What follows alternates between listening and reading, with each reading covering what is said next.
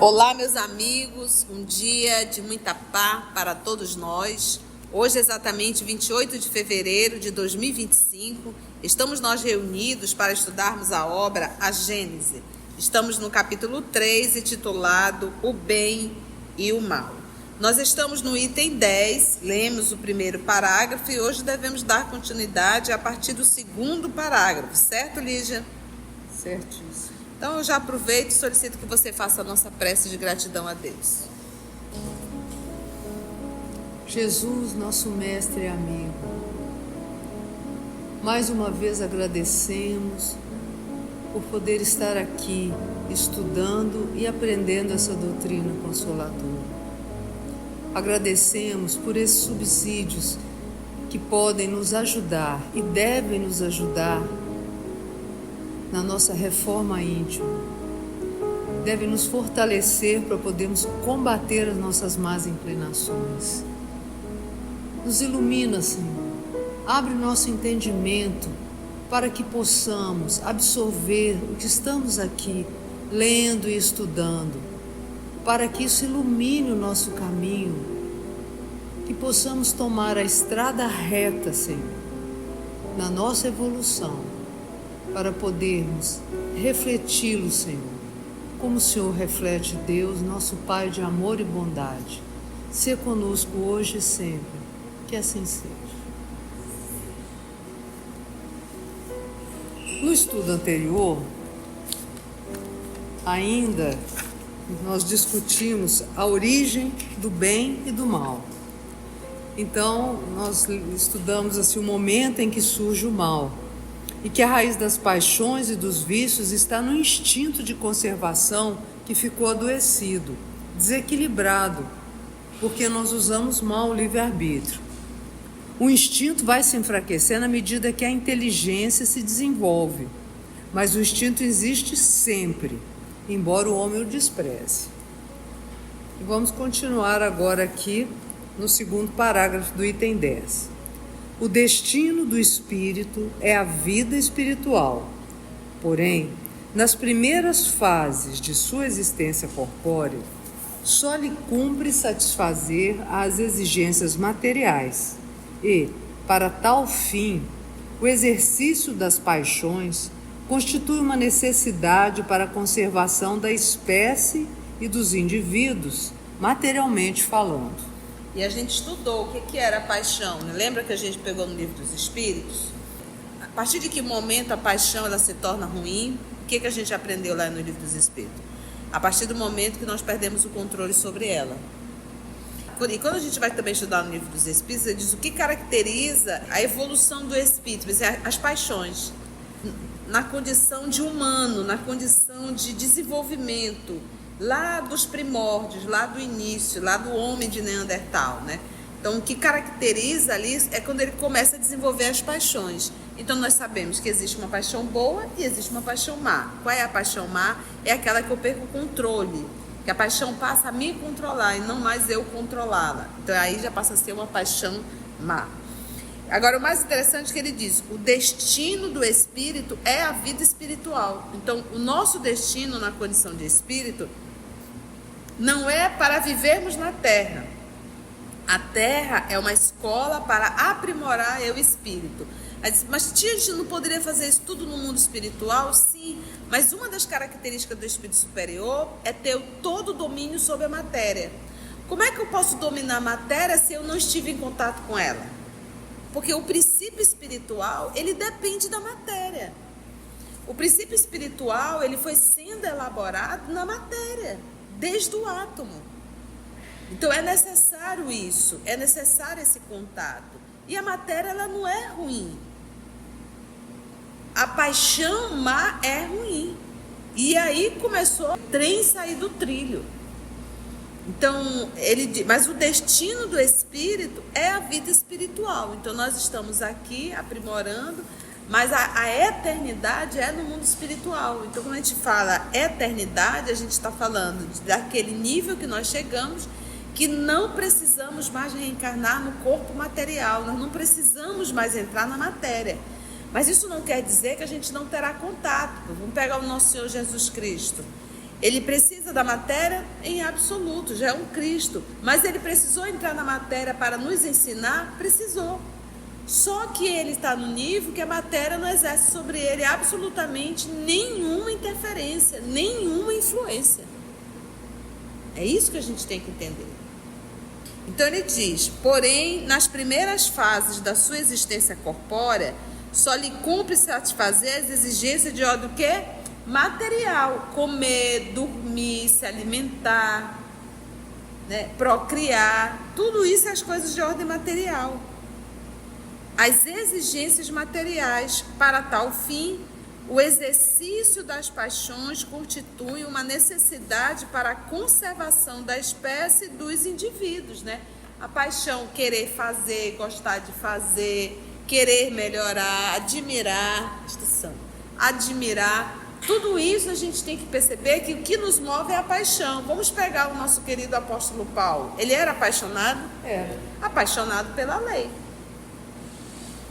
Quando que a paixão começou a ficar ruim? Quando que isso começou a prejudicá-lo? Quando a paixão passou a dominá-lo, que ele passou a perseguir os cristãos.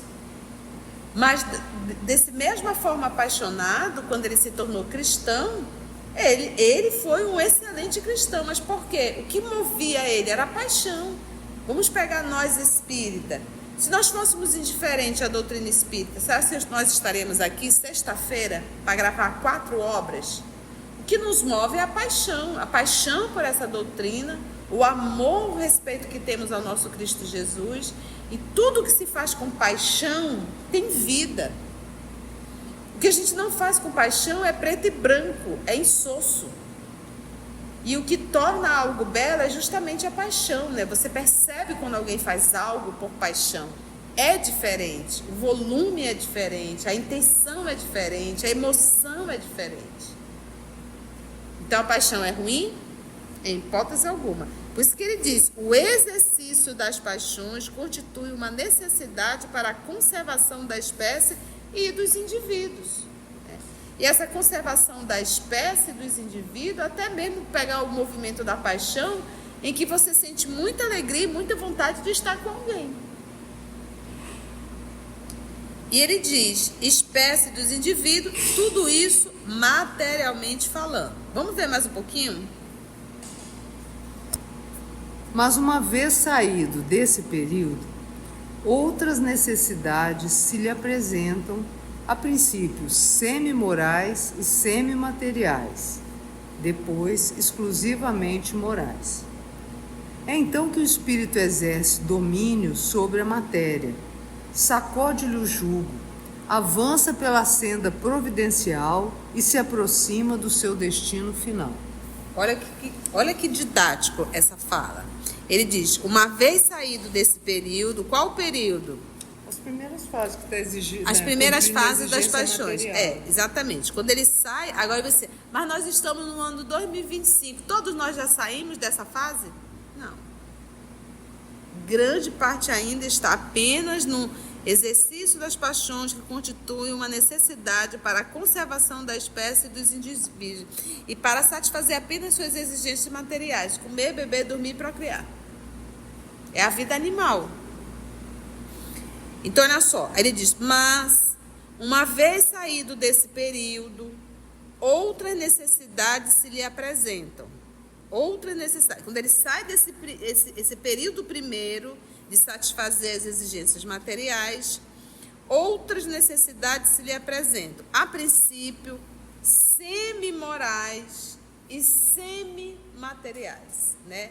Então, já um movimento moral em torno da matéria, ou seja, semi-moral e semi-material. Já começa a entrar no movimento material, mas não 100% material, já começa a ter um movimento moral. Por isso que ele ficou semi-moral e semi-material. E aí, depois, exclusivamente moral. Tia, vamos trocar isso miúdo? No meu princípio básico, a nível dessas paixões primeiras, eu como sem ter consciência do que eu estou comendo. Eu quero apenas comer. Eu não uso bom senso se isso vai me fazer mal, se vai me fazer bem. Eu não consigo conjugar, não consigo verificar proteína, não consigo saber que são vitaminas, não sei nada. Então, é o início. A partir do momento que eu começo a desenvolver, eu já me preocupo com o que eu vou comer, se isso me faz bem. Entende? É aquilo que ele vai falando aqui do semimaterial. Semimaterial e semimoral. Então, eu passo a ter já um senso moral em relação àquilo que eu vou fazer. Se nós pegarmos os homens primitivos, não havia um afeto, uma afetividade entre o parceiro e a parceira. Era instinto, era condução, era procriação, como um animal realmente. À medida que o ser humano foi evoluindo, por isso que diz que o casamento marca a evolução da humanidade, um dos pontos da evolução, e se abolir o casamento seria regredir, né? Seria um processo de regressão. Então, até o ato do casamento já é um movimento moral. Então a gente começa a despertar para a parte moral da gente, não só material. Comer, beber, dormir e procriar. Mas por que comer? Por que procriar? O respeito que eu tenho que ter. Então, esse senso moral já é sinônimo da nossa evolução. Se nós somos apenas material, sem absolutamente nenhum senso moral, isso mostra o nosso primitivismo. Não é uma questão de tempo. Ele já está com 300 mil anos, ele já está... Não. Ele pode estar há 300 mil anos insistindo, apesar da evolução intelectual, insistindo no primitivismo moral, ou seja, não desenvolve o moral, apenas satisfazendo a parte material e querer ser atendido nessa parte material. Entende isso? Já nós estamos nesse período exclusivamente moral? Não. Entendemos, né?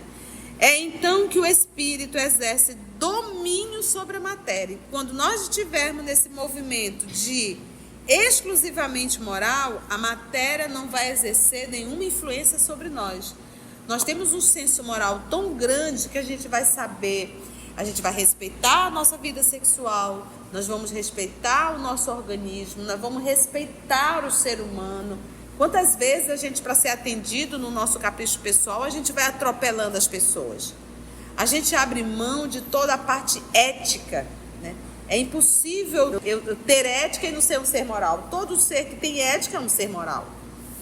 Então, é esse movimento que nós temos que começar a entender. Então, à medida que nós vamos evoluindo, a gente passa a nos preocupar muito mais com o outro e passa a ter muito mais critério com a nossa vida.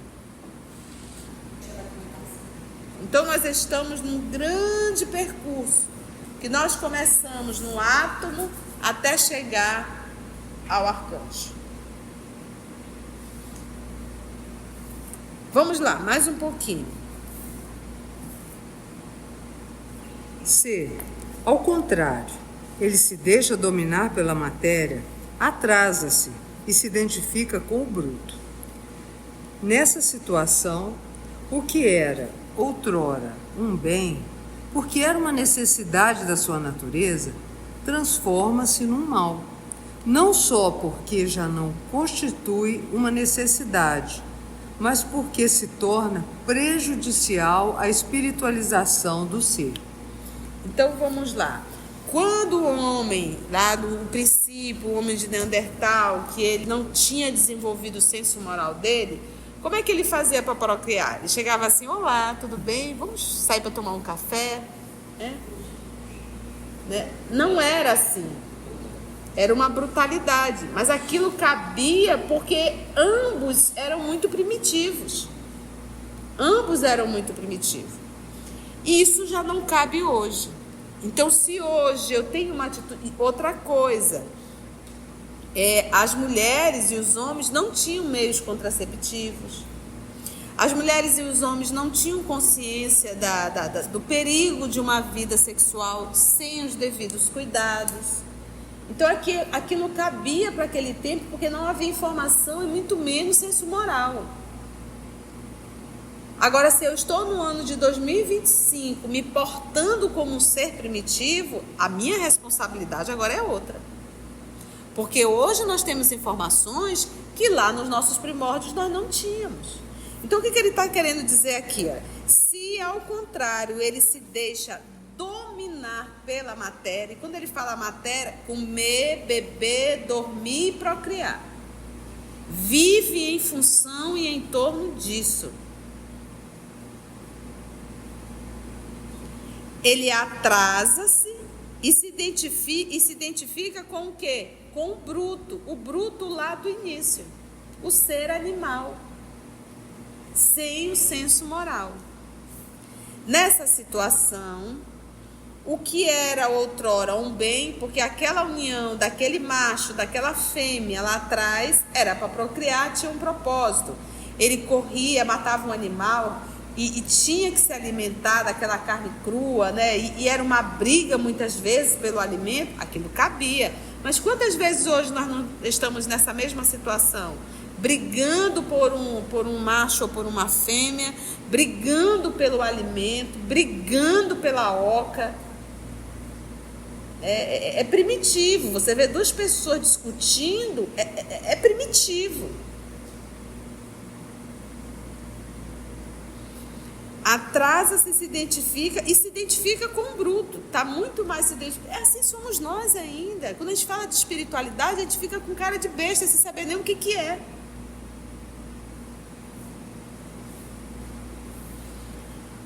Então, nessa situação, que era outrora um bem, porque era uma necessidade da sua natureza lá atrás, transforma-se agora num mal.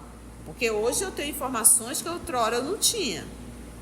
Não só porque já não constitui uma necessidade, não é mais assim que precisava fazer, mas porque se torna prejudicial à espiritualização do ser. Então, essa atitude grotesca acaba atrapalhando a minha evolução espiritual. Então, é isso que nós temos que começar a entender e raciocinar, e sempre fazer uma autoavaliação. Por que eu estou estudando isso aqui?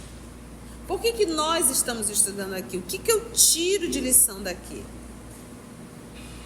Então, eu tenho que fazer uma autoavaliação. Meu pai, no meu cotidiano, na minha vida, eu estou muito mais próximo da animalidade ou eu estou mais próximo da espiritualidade?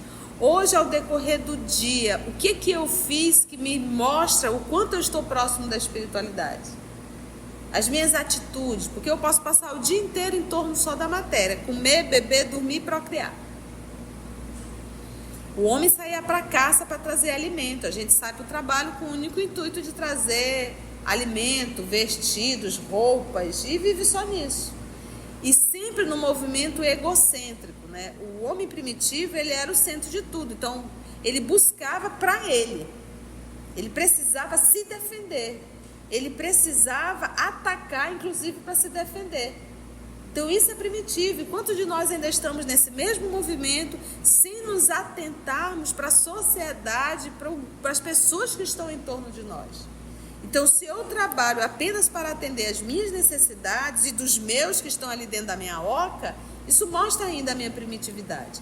O que mostra a minha espiritualidade é quando eu começo a olhar o contexto que eu estou, o grupo que eu estou, o ambiente que eu estou e passo a me preocupar com o outro. Isso demonstra espiritualização. E hoje em dia, nós estamos tão evoluídos em tecnologia, em conhecimento, mas ainda estamos muito materializados. Essa parte, essa asa ainda não está desenvolvida, ainda a asa do amor, da espiritualidade. Nós já estamos chegando mais para o final da transição planetária, que já está aí há muito tempo. E ainda estamos tão materializados, né? Eu fico pensando nisso, todos nós, assim, a humanidade como um todo. E essa asa, essa evolução, ela só acontece quando eu faço a minha parte. Então, ela é individual, ela é intransferível, é a parábola das 10 virgens, cada um tem que ter seu azeite para acender a sua lâmpada, mas cada um tem a liberdade, o livre-arbítrio de escolher. Eu não posso esperar o mundo melhorar para eu melhorar, eu tenho que fazer a minha parte. Eu tenho que buscar a minha espiritualidade, eu preciso sair dessa animalidade, eu preciso sair dessa vida só material, comer, beber, dormir, procriar e trabalhar para manter tudo isso, né? Despertar. E eu só vou conseguir isso através do esforço e do exercício. É por isso aquilo que a gente tem falado, meus irmãos, se a tua vida está muito acomodada, está muito tudo certinho, tudo muito legal, você está estagnado. Eu tenho que estar incomodado. Todo processo de mudança, ele provoca incômodo. Nenhuma sala de terapia é um ambiente agradável. Toda sala de terapia é um ambiente que incomoda, que vai mexer. Então, todo processo de mudança, ele tem que me provocar um certo incômodo. Então, se eu estou ali tudo muito bem, legal, eu estou parada. Estou estagnada. Então, eu tenho todos os dias buscar o fazer um pouco mais, o fazer o que eu não quero, mas o que eu devo, o me esforçar, o me sacrificar um tanto mais, todos os dias, para mostrar o meu processo de evolução. Às vezes a gente é tão limitado na compreensão do espiritismo que a gente acha que fazer caridade é uma vez ao centro espírita, servir sopa, voltar a cumprir a minha meta da semana. A gente não consegue entender que essa caridade, a maior de todas, que é a que vai mexer com o meu mundo íntimo, é a caridade moral. E essa caridade moral, ela não tem absolutamente nada a ver com a caridade material. A caridade moral é a minha mudança, é o meu movimento íntimo.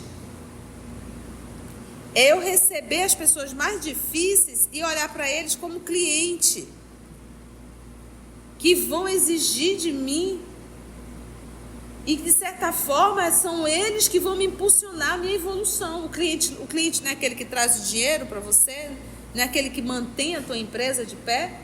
Então, se a minha empresa moral é me tornar um humano melhor, quem é a pessoa com capacidade para me transformar, para me trazer todo esse recurso, se não o cliente? E o cliente é aquele, o mais difícil, o mais complicado, mais isso, mais aquilo. Às vezes tem um super cliente e a gente não está sabendo lidar com ele. E é dentro de casa, é no centro espírita, é em qualquer lugar.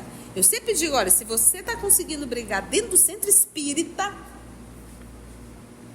o negócio está feio. Pode voltar e fica lá no tratamento espiritual, lá no evangelho, estudando evangelho. Porque o estudo da doutrina não está te ajudando. É isso que a gente tem que entender. Muita coisa que é qualidade na criança torna-se defeito no adulto. O mal é, pois, relativo e a responsabilidade é proporcional ao grau de adiantamento. Então a gente para pensar. Se eu pegar os homens das primeiras encarnações lá atrás, aquele homem de pelos, as mulheres ainda com pelos, eles tinham algum trato dócil? Eles tinham algum respeito uns com os outros? Nada. Se ele visse alguém ali que pegou uma caça, ele disse, não, essa caça é sua, eu vou arrumar outra, ele muitas vezes ele ia brigar pela mesma caça. Agora, se eu pego hoje, um ser humano hoje, fazendo o que aquele lá, o homem de Neandertal, o homem lá, o primata, fazia, o homem primitivo, o homem que estava iniciando, tem o mesmo peso? Tem o mesmo significado? Não. Agredir lá naquela época tinha um tom, que eram animais. Mas hoje nós somos seres que temos desenvolvimento, nós temos inteligência, nós já conhecemos regras, mesmo que a gente não venha conhecer as regras divinas, a gente conhece as regras do bom proceder, as leis humanas. Então não cabe, por isso é que ele diz, muita coisa que é qualidade na criança torna-se defeito no adulto. Então a gente vê às vezes a criança fazendo, nossa, que bonitinho, uma pessoa tão firme, tão isso, adulto gritando, berrando, pessoa cheia de vontade. A gente acha bonitinho na criança, mas no adulto não cabe bem aquela atitude. Então ele está falando a mesma coisa em relação ao ser humano. Ele diz, o mal é, pois, relativo. Era o mal o que eles estavam fazendo lá nos primórdios? Era o mal? Era o mal. Era o mal, não era legal aquilo. Mas aquilo. Mas por isso é que ele diz que o mal é o quê? Relativo. Era o mal? Era. Só que para ele se tornava relativo, como o mal hoje se torna bem relativo. Não, pera lá. Tudo é avaliado, gente, o nível de evolução que nós estamos e a intenção que está por detrás de tudo isso. Por isso que diz, quanto mais nós temos conteúdo moral, quanto mais informação, maior responsabilidade. E não é essa responsabilidade, não é assim. Conceição, vem cá. Olha, tu estudou a obra tal, tu tinha bastante material, viu? Não cabe para você. Não, não é assim. Quem é o juiz?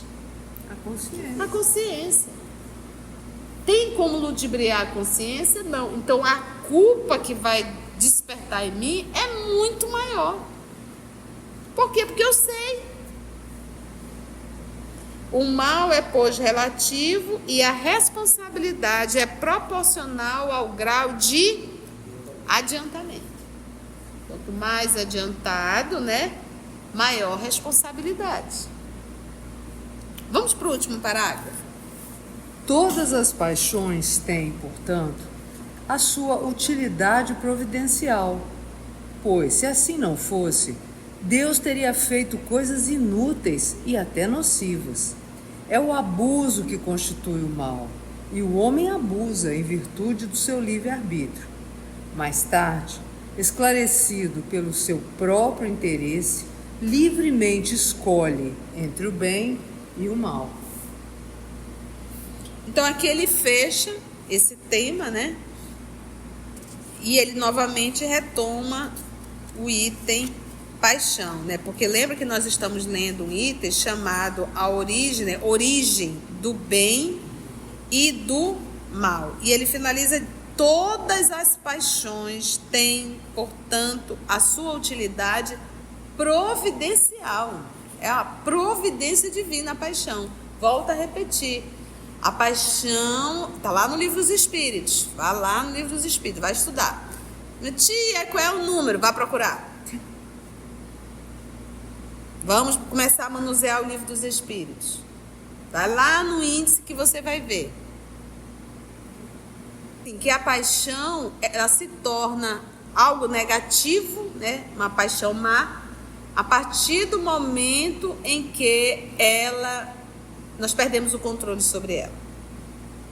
Mas a paixão em si, ela é excelente, porque ela movimenta. Tudo que nós fazemos com paixão tem um outro teor, tem um outro significado, tem uma outra vida. Então, todas as paixões têm, portanto, a sua utilidade providencial, pois se assim não fosse, Deus teria feito coisas inúteis, que seria a paixão, até nocivas. É o abuso que constitui o mal. Vamos fazer uma rápida avaliação. Em que momento começou o mal? Nós já estudamos isso aqui. Lembra que a gente estudou, gente?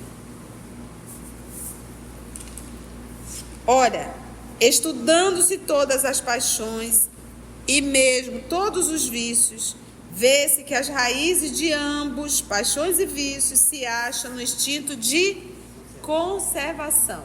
Então, o instinto de conservação que adoeceu acabou me dando origem ao mal. O instinto de conservação é: eu preciso me proteger, eu preciso me alimentar, eu preciso estar nessa casa, eu preciso estar nessa gruta. Então foi o instinto de conservação que nós perdemos o controle sobre ele, desenvolvemos o egoísmo, querendo sempre para nós, e aí chegamos aonde chegamos. Tia, isso é um processo generalizado? Não é. Alguns já acabam encaminhando para esse ambiente tortuoso, mas isso não é uma regra. Volta ao livro dos Espíritos. Todos terão que passar pela fila do mal. Pela fila do mal, não. Pela fila da ignorância, isso é, do não saber. Tá? Então, não está na lei nós primeiro errarmos para depois acertarmos, tá bom? Nós aqui, os terrícolas, lembrando que perante o nosso sistema solar, isso aqui é uma coisinha de nada, basta a gente observar Júpiter e observar a Terra. Então isso aqui é uma coisinha de nada, é como diz o nosso Senhor, uma ovelha que fugiu do aprisco. Deus teria feito coisas inúteis e até nocivas. É o abuso que constitui o mal, o abuso. Pega sempre essa palavra aqui, olha. Se eu abuso, isso já é um mal. Abuso de tudo, né? Eu estava essa semana fazendo os exames e deu um pouco alterada a minha glicose. E eu tenho uma alimentação muito regrada. Se eu não tivesse, eu já estaria agora tomando medicação.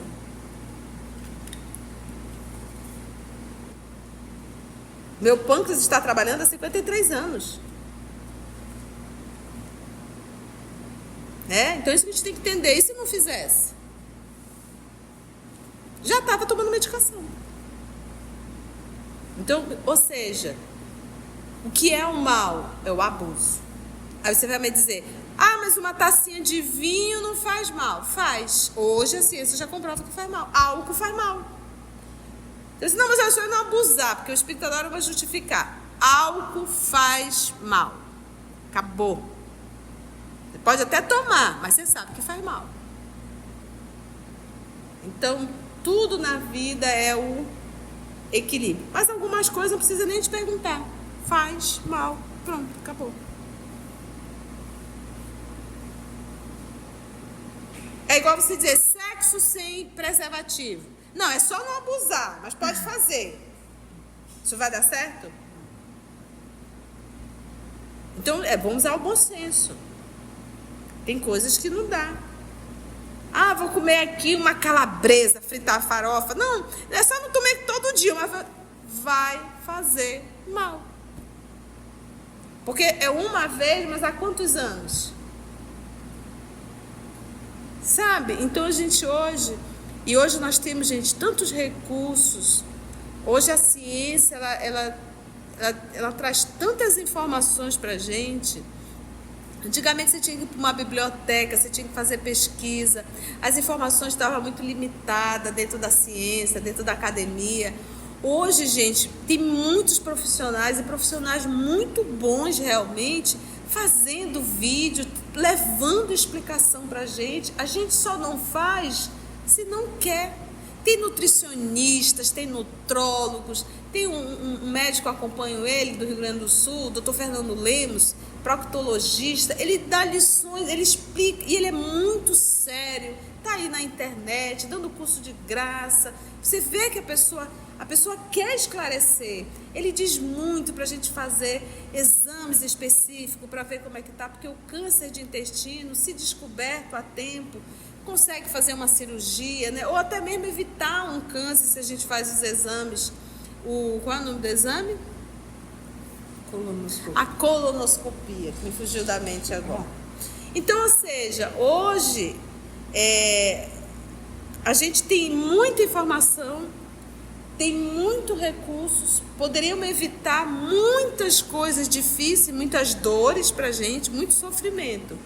Então, se a gente chega nesse nível, é por falta de... falta de vontade. Falta de vontade firme. Olha, todo mundo sabe que energético faz mal. Tem 1000 pessoas colocando, dizendo o problema que... Hoje eu estava ouvindo, rápido, um vídeo chegou, o artista que internou. O coração dele começou a disparar, o coitado começou a passar mal. Por quê? Ele foi fazer ginástica e tomou os energéticos. Gente, aquilo é cafeína pura. Agora você vê, e o mais complicado é você ver um profissional da saúde tomando energético para trabalhar. Esse tipo de coisas deveria, assim, ser divulgado, sabe? Mais ainda, mas de mais divulgado do que já é. Né? Então, então não é a mesma coisa nós, a parte moral, né? Então não é falta de informação, é teimosia, é desobediência, é rebeldia. Então uma das características nossa é rebeldia para tudo. Se a tia Arija chegar aqui, Conceição, tem que fazer assim, assim, assim, assim, assim. Aí eu vou e faço tudo ao contrário. Isso é o quê? Rebeldia. Fique em negação para tudo, fique em negação. Acha que vai acontecer só com o outro, com si não vai. Então, é que ele diz assim, ó, Deus teria feito, ele diz assim, é o abuso que constitui o mal. Mas aí eu digo, tomar um energético, vai fazer mal. Não interessa. E o homem abusa em virtude do seu livre-arbítrio. Aí é livre-arbítrio. Você quer tomar? Toma. É escolha. Mais tarde, esclarecido pelo seu próprio quê? Interesse. Então, o que acontece? Eu posso estar numa academia, a academia que eu falo, estudo acadêmico, tá? Eu posso estar num estudo acadêmico, receber todas as informações, mas eu ser apenas uma pessoa que tem informação, mas que não tem o conhecimento, que são duas coisas diferentes. A informação, tu só digita ali e vai colocando informações na tua cabeça. Conhecimento é quando eu faço da informação prática. Isso faz parte da minha vida. Agora eu tenho um conhecimento. Eu tenho a informação que o energético faz mal. A partir do momento que eu não uso isso, eu tenho conhecimento que isso faz mal à saúde. O Davi, que é um garotinho de 5 anos de idade, que ele diz, ele diz que ele é um cardiologista mirim, ele estava falando sobre o energético. Do mal, ele explicando organicamente. O menino tem 5 anos. A gente sabe que isso é uma reencarnação de um espírito voltado. E ele diz que ele tem uma senhora, uma senhora que ensina a ele, no momento que ele está dormindo. E a gente entende tudo isso, né, gente? E ele dá show. Mas olha só, e ele explica, não tome energético. Então, gente, quando a gente fala em mal, tem um mal moral, mas ainda assim, quando eu teimo com algo que eu sei que isso me faz mal, isso também é um mal moral. Porque o corpo físico é um instrumento de Deus, emprestado para mim, que eu tenho que prestar conta. Foi bom?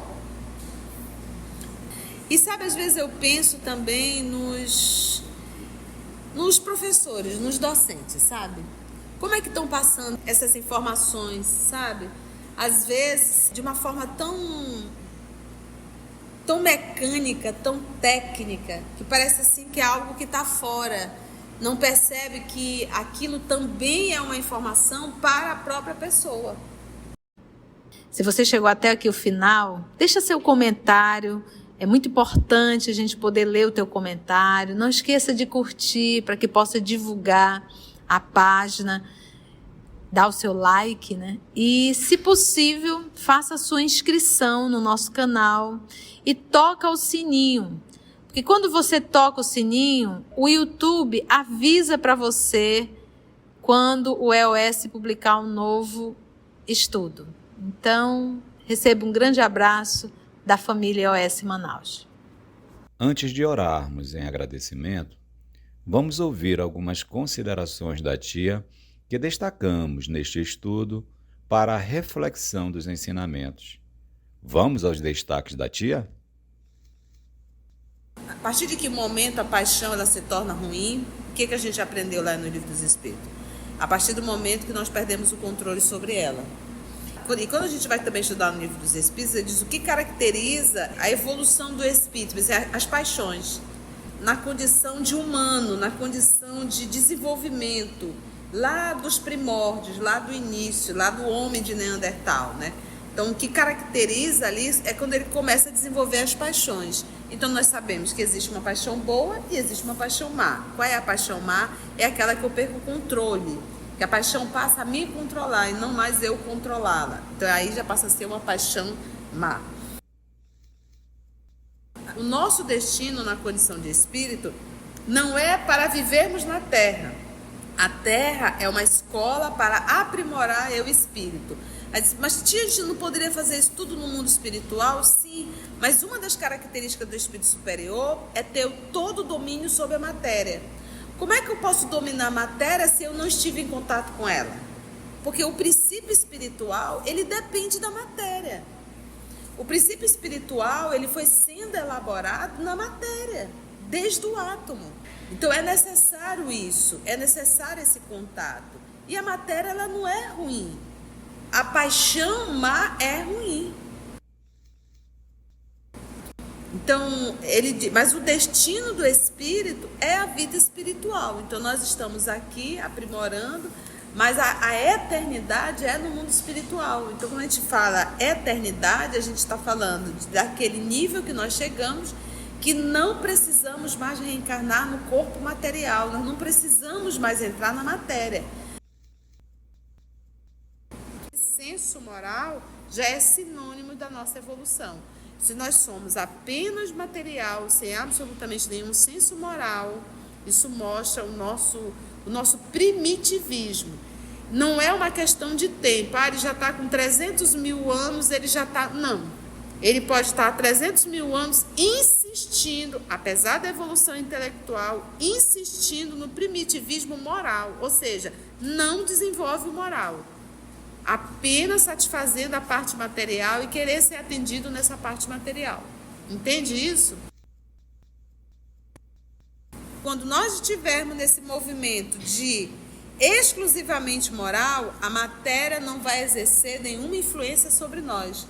Nós temos um senso moral tão grande que a gente vai saber, a gente vai respeitar a nossa vida sexual, nós vamos respeitar o nosso organismo, nós vamos respeitar o ser humano.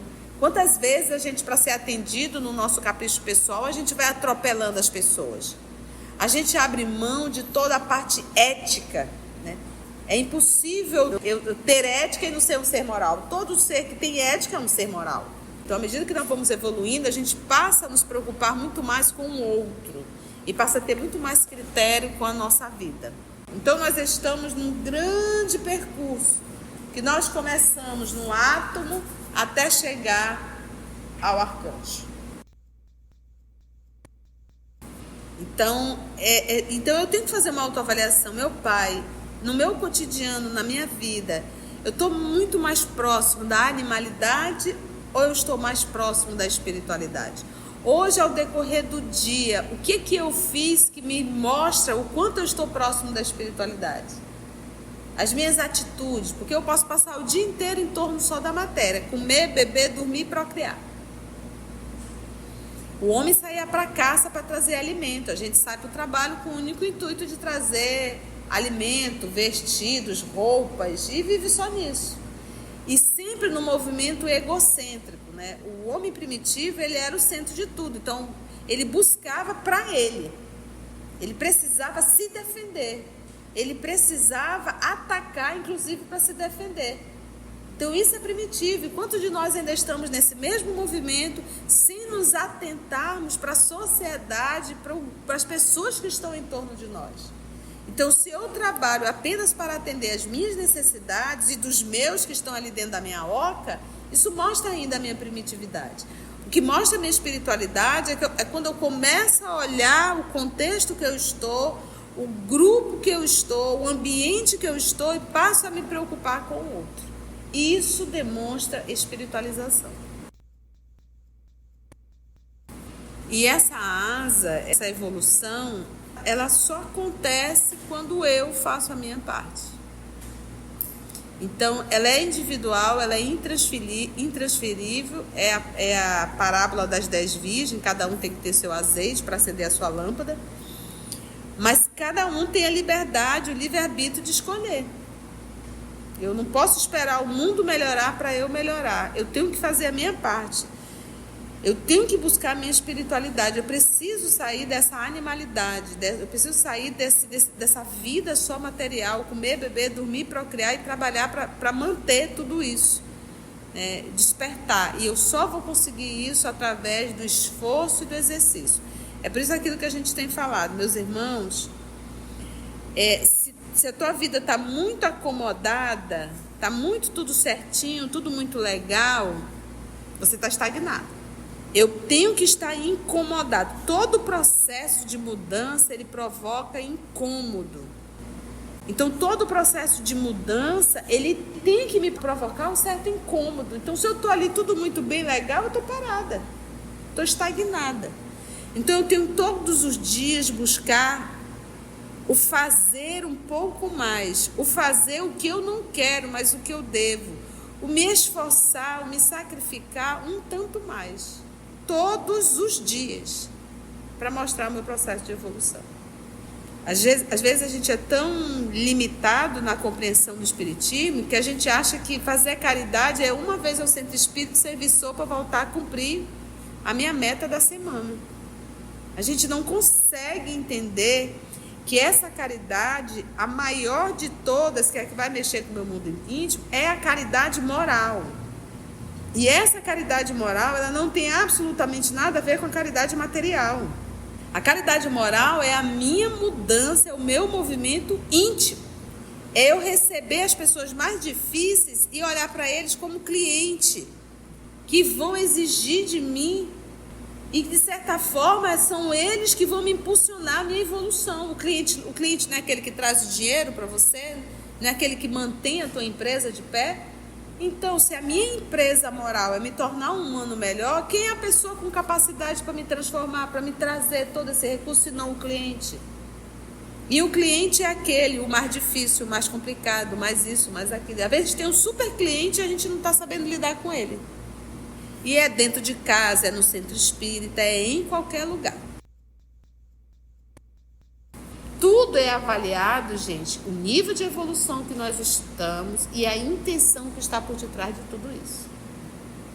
Por isso que diz, quanto mais nós temos conteúdo moral, quanto mais informação, maior responsabilidade. E não é essa responsabilidade, não é assim. Conceição, vem cá, olha, tu estudou a obra tal, tu tinha bastante material, viu? Não cabe para você. Não é assim. Quem é o juiz? A consciência. A consciência. Tem como ludibriar a consciência? Não. Então, a culpa que vai despertar em mim é muito maior. Por quê? Porque eu sei. Assim, que a paixão, ela se torna algo negativo, né? Uma paixão má, a partir do momento em que nós perdemos o controle sobre ela. Mas a paixão em si, ela é excelente, porque ela movimenta. Tudo que nós fazemos com paixão tem um outro teor, tem um outro significado, tem uma outra vida. Então foi o instinto de conservação que nós perdemos o controle sobre ele, desenvolvemos o egoísmo, querendo sempre para nós, e aí chegamos aonde chegamos. Alguns já acabam encaminhando para esse ambiente tortuoso. Mas isso não é uma regra. Volta ao Livro dos Espíritos. Todos terão que passar pela fila do mal. Pela fila do mal, não. Pela fila da ignorância. Isso é, do não saber. Tá? Então, não está na lei nós primeiro errarmos para depois acertarmos, tá bom? Então, gente, quando a gente fala em mal, tem um mal moral, mas ainda assim, quando eu teimo com algo que eu sei que isso me faz mal, isso também é um mal moral. Porque o corpo físico é um instrumento de Deus, emprestado para mim, que eu tenho que prestar conta. Assim, concluindo o nosso estudo de hoje e agradecendo o nosso Mestre Jesus por mais este momento de aprendizado, vamos orar? Agradecemos mais uma vez ao nosso Mestre Jesus por uma oportunidade de estudo e de reflexão, aos nossos amigos espirituais aqui presentes que conduziram o nosso trabalho, e se Deus nos permitir, até o nosso próximo encontro. Graça te damos. EOS Manaus. Estudando para servir ao Cristo. Visite nosso site em www.eosmanaus.org. No YouTube, procure o canal EOS Manaus. Participe do nosso grupo no Facebook. No Instagram somos @EOS Manaus. Escute e estude na Rádio Manaus de Estudos Espíritas. Estamos, também, em diversas plataformas de áudio.